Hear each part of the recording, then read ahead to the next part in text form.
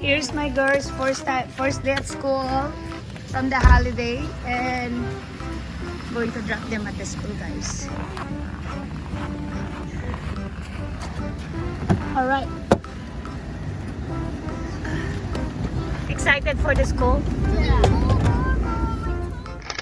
No, not first day, like. From the holiday is what I meant. Okay, do you guys want to play outside? No. No? We're not waiting for It's warm actually. It's 12 degrees. Hi guys. Hi guys. It's 12 degrees. Is it warm? I think so. Don't touch that one. Don't.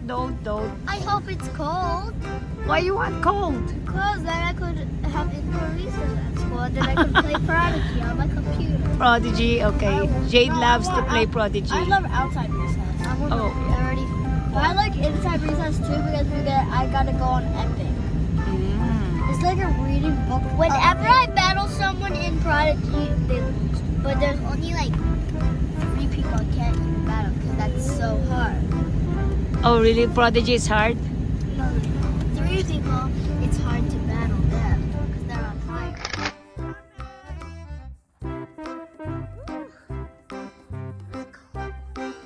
I love you too, guys. Let's see the bus. Guys, be good. Focus on your studies, guys. Snowy a little bit. Where's the bus? There you go. There's the bus. Okay, guys. I love you guys. Are you guys cold? No? You're cold? Okay, there's the bus.